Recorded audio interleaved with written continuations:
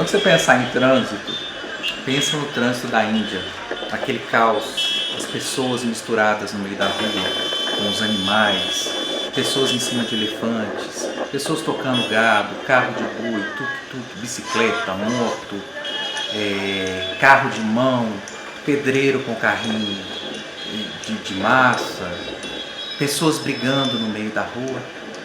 É isso, sem lei, sem regra, cada um faz o que quer, na hora que quer, do jeito que quer e como quer.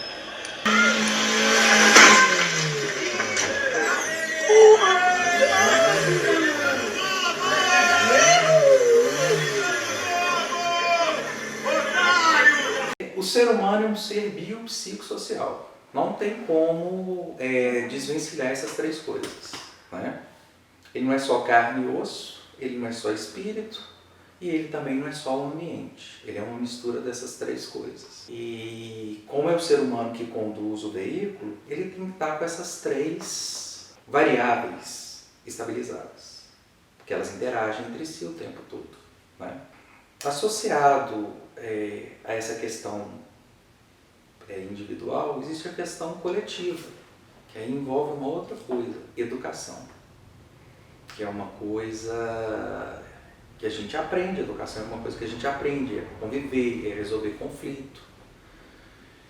E questão de civilidade, questão de respeito, a questão de entender que o motorista de uma cegonheira, ele é responsável não só pela segurança dele, mas pela segurança do motorista do ônibus, pela segurança do motorista do caminhão, pela segurança do motorista do carro, pela segurança do motorista da moto, pela segurança do motorista do ciclista e pela segurança do pedestre.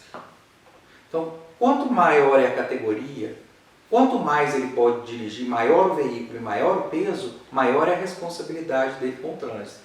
Porque lá no início está o pedestre, que é a faixa, né, digamos assim, não a faixa, que é o grupo do trânsito mais vulnerável, mas que também não colabora, que não usa as faixas de pedestre para atravessar, que adora fazer zigue-zague entre os carros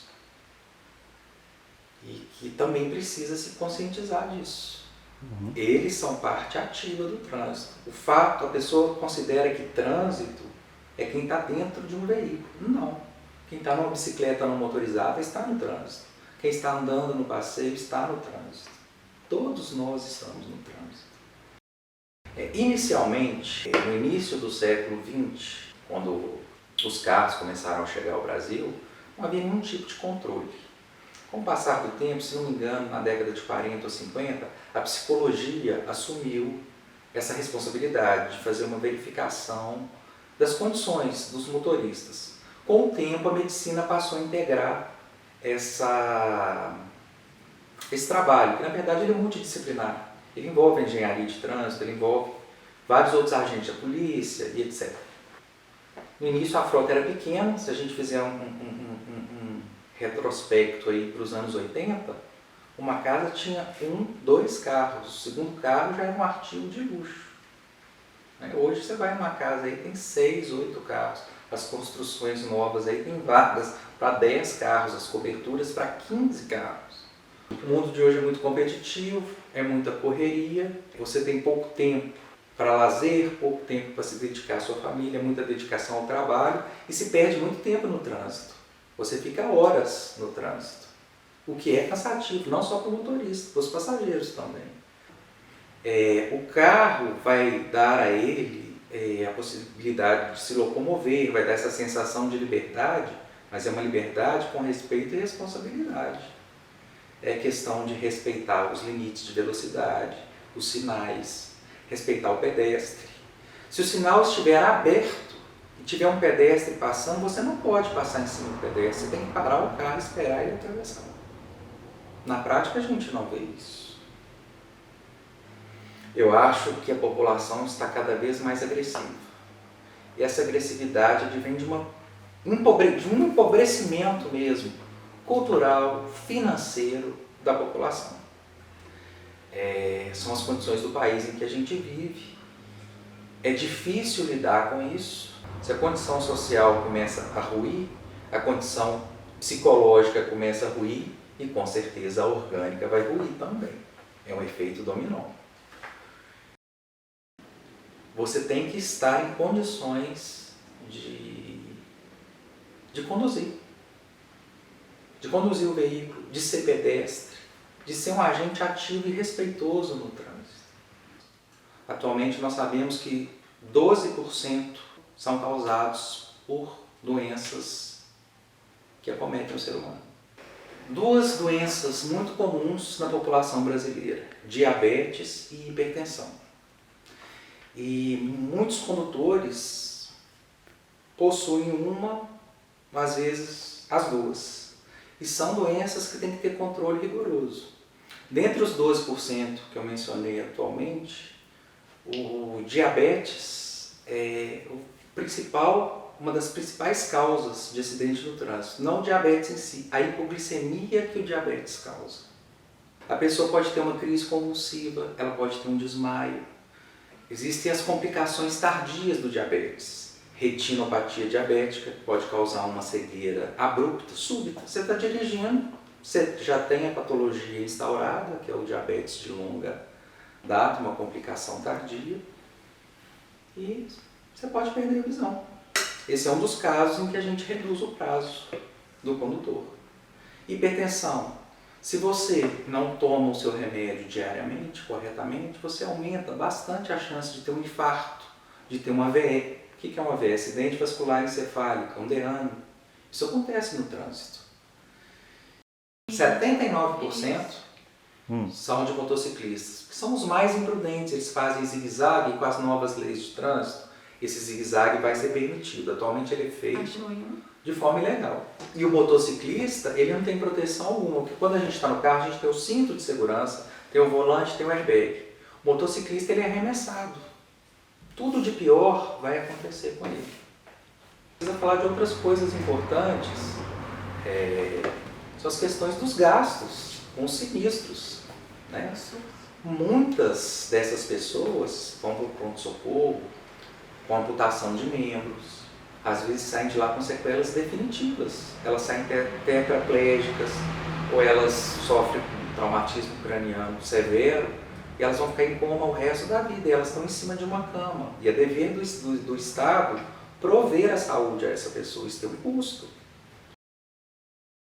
O motorista que trabalha como motorista, está escrito atrás, EAR, exerce atividade remunerada, ele tem que ter uma avaliação mais criteriosa, mais rígida. Ele passa pelo médico e pelo psicólogo. Você pode estar bem nesse momento, mas em 5 anos muitas coisas acontecem. Você pode ter desenvolvido um quadro psiquiátrico, você pode ter descompensado uma doença de base que você já tinha, você pode ter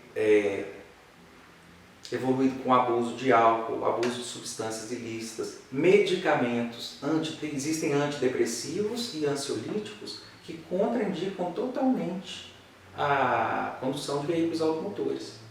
Muitos desses motoristas que dizem que o freio não funcionou, eles não estão dizendo a verdade. O motorista de caminhão, ele sabe que ele tem um segundo freio, principalmente os caminhões mais modernos. Então não é. Isso ele provavelmente não dormiu bem à noite e dormiu no volante. Como eu disse anteriormente, a jornada de trabalho está intensa, a remuneração menor, o desemprego aumentando. Então eles precisam entregar o frete dentro do prazo, eles não dormem bem, não comem bem, engordam e dormem durante o dia, enquanto estão fazendo o transporte das mercadorias. Provocam aqueles acidentes catastróficos que a gente vê aí semanalmente. A jornada de um motorista de caminhão é de 6 horas. Se você procurar saber aí, isso não é respeitado. Absurda, é uma barbárie, desrespeito total, é uma certeza por parte dele de impunidade, é uma falta de respeito com a vida humana, porque aquele ali é um motorista habilitado na categoria E, é aquele motorista que é responsável por toda aquela sequência que eu disse, até chegar no pedestre. Então a pessoa que dirige com o corpo para fora, sentado na janela, bebendo uma garrafa, numa rodovia estadual, é uma demonstração total de falta de civilidade, falta de educação, falta de respeito consigo e com o próximo. Como ele está num veículo enorme, a chance dele se machucar é pequena, mas dele machucar muita gente é enorme. Acidente de trânsito é uma coisa que mata, que todo dia no jornal, ele compra o jornal, tem, todo dia. Que todo dia tem um acidente de trânsito no jornal, tem. Que lá em Paris não é assim. Se você tomar um gole ou um engradado de cerveja, o crime é o mesmo. Então, se bebeu um gole, você não pode dirigir. A lei é seca mesmo, e tem que ser, porque é uma coisa cultural. O brasileiro, ele gosta de beber, ele gosta de dirigir, sob efeito de bebida. O efeito da bebida também é diferente em cada pessoa, depende se você toma ou não toma remédio, depende do seu tamanho, da sua superfície corporal, é individual a resposta. Então, às vezes um copo pode deixar, uma latinha deixa uma pessoa embriagada, outra toma 10 e fica normal. Então, é um parâmetro subjetivo. Então, para evitar discussões, a lei seca é a melhor saída mesmo. E como eu disse para você, o cerne seria a educação no trânsito, a civilidade. Está previsto em lei desde 1997, no Código de Trânsito de 98, que era para ter sido implementado nas escolas a educação no trânsito, e até hoje não aconteceu. E não é só de educação, aí tem uma outra coisa também, uma questão sobre, geralmente quem faz racha é quem é de família muito rica, que sabe que não vai dar nada, é impunidade. Impunidade. O desrespeito virou rotina. Você acaba se dessensibilizando com isso. Civilidade é aquele conhecimento próprio de saber que você existe, mas que o outro também existe. É a coletividade. Não é só o trânsito, é não jogar uma guimba de cigarro no chão, é não jogar um papel de que você limpou a boca depois de comer o cachorro quente no chão. Passa por várias coisas. Motorista não é para quem quer, não é para quem pode ser motorista. Detesto, eu dirijo porque eu sou obrigado.